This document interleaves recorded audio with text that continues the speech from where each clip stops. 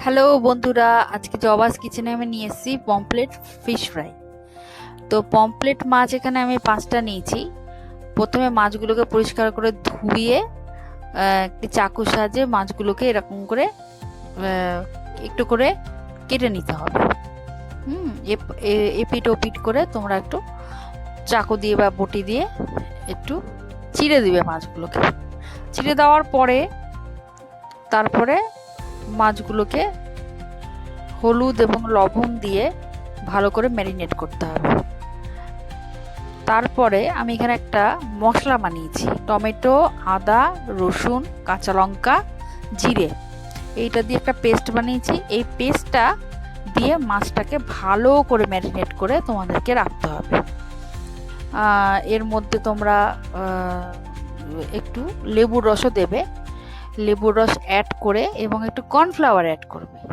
Cornflour add করে এই pomfret মাছগুলোকে তোমাদের 10 থেকে 15 মিনিট এরকম করে রাখতে হবে। একটু লাল লঙ্কার গুঁড়ো দেবে এর মধ্যে। তারপরে মাছগুলোকে 15 মিনিটস পর্যন্ত তোমাদেরকে রাখতে হবে।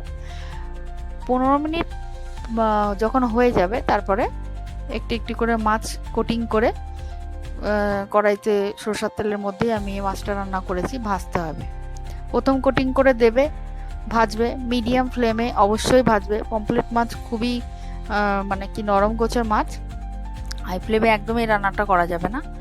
তো প্রথম কোটিং হয়ে গেলে এরকম নিচ থেকে গরম তেলগুলো মাছের উপরে দিতে হবে। দিয়ে দিয়ে দিয়ে উপরটা ভাজা হয়ে গেলে তবে আস্তে করে উল্টে দিতে হবে।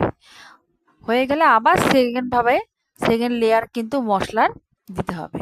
এরকম করে পুরোটা ফ্রাই হয়ে গেলে পমফ্রেট ফ্রাই হয়ে যাবে। আশা করি তোমাদের ভালো লাগবে, কমেন্ট করবে।